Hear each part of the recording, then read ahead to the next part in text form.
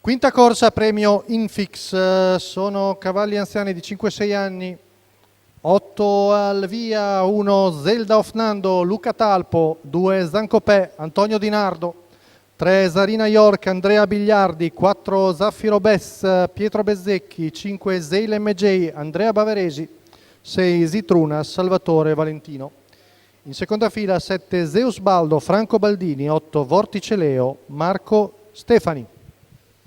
Vediamo un po' arretrati i numeri alti, sia Zeil MJ che Zitrunas che rinunciano al lancio. Stacco della macchina, veloce, Zarina York, mette mezza cavalla davanti a Zelda of Nando. Poi Zancopè che si accoda terzo, di fuori vediamo Zaffiro Bess. Quindi vantaggio Zarina York con Andrea Bigliardi su Zelda of Nando. Vediamo le mosse di Pietro Bezzecchi all'esterno con Zaffiro Bess, intanto i 200 van via in 14,7 con davanti Andrea Bigliardi, con Zarina York, quarto alla corda e Zeus Baldo, a precedere Zeil MJ, mentre vediamo in coda Zitrunas.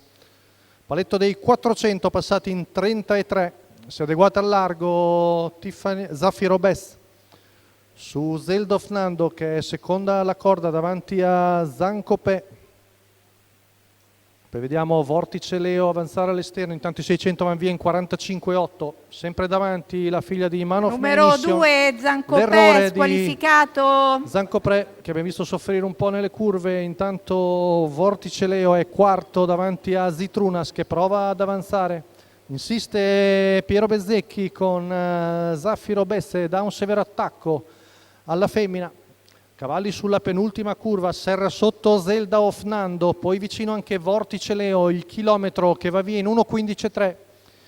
Insiste al largo Pietro Bezzecchi col figlio di Love You, ma Zarina York per ora risponde, intanto lascia la corda nuovamente Vortice Leo e va all'esterno, sembra sul punto di alzare bandiera bianca Zarina York. Zaffiro Bess passa in vantaggio ma deve fronteggiare l'attacco di Vortice Leo che però ha uno sbandone in fuori e addirittura anche Zarina York riesce a rinfilare di dentro il battistrada, anche Zelda of Nando ne approfitta, quindi è nuovamente battistrada. Zarina York si presenta in vantaggio in retta d'arrivo, è un po' stanca la femmina, a largo di tutti Zitrunas sembra avere le battute migliori e Zitrunas li trova tutti fermi e viene a vincere molto bene davanti a Vortice Leo con molte recriminazioni, al terzo ancora Zaffiro Bess. 1,15,5 la media al chilometro per Zitrunas.